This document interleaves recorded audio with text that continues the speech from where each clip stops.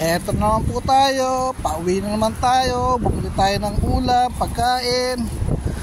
Hapunan ko ito, shawarma, 2 pirasong shawarma.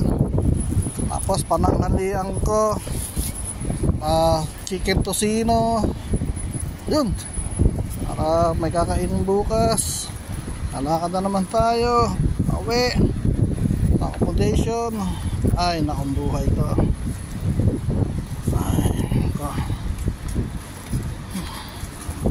Ayan, tingnan yung mga building. Mas kabayan, lubong.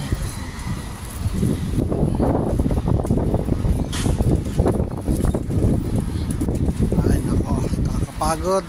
Okay lang. Yan talaga, kasama sa buhay yan. Kakapagod.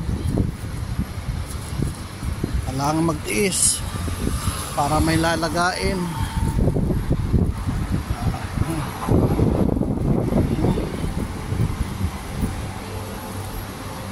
Ito, kailangan tiis lang. Ay, naong buhay natin to. Talaga buhay ng OFW. Taga-taga. Taga-taga. May tiyaga, may nilaga. Pag walang tiyaga, walang lalagain.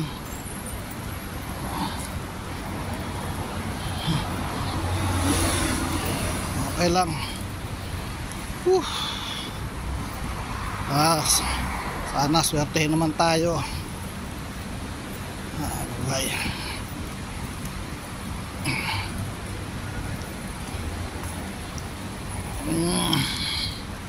Lakad-lakad lang. Sabagay, maganda rin to.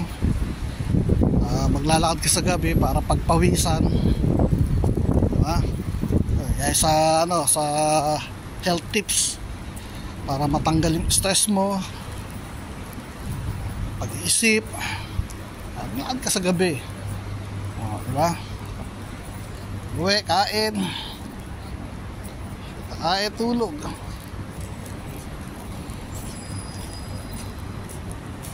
Yun, ganoon lang.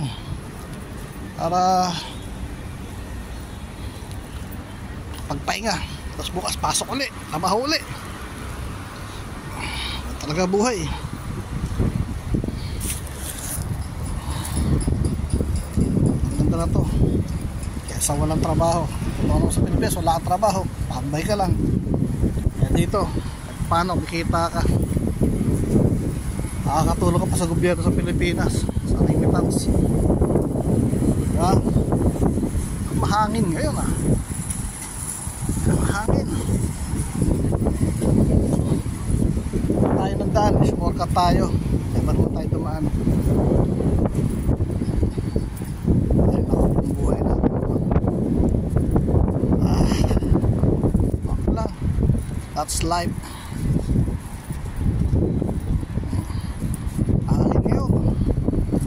Month of August na, lapit ng Burmans. Ako po, papasko na naman, lapit na.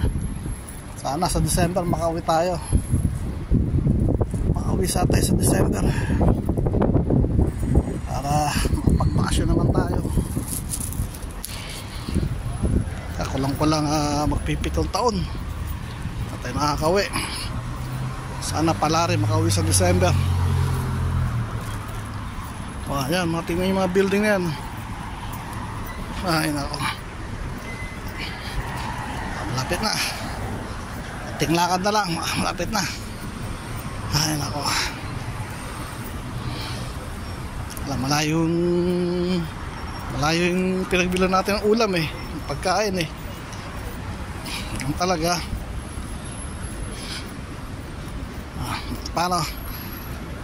Dito na lang ulit. So, nasa susunod ulit.